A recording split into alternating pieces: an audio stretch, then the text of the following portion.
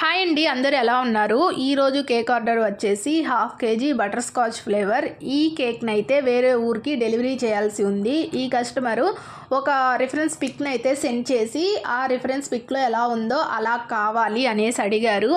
ఆ కేక్ అయితే semi fondant cake. ఇక వేరే ఊరు కాబట్టి నేను కేక్ మీద ఉన్న ఫాండెంట్ ఐటమ్స్ రెడీ చేసి ప్యాక్ చేసి ఇస్తాను, కేక్లో ఎలా ఉందో అలా సెట్ చేసుకోమని చెప్పాను.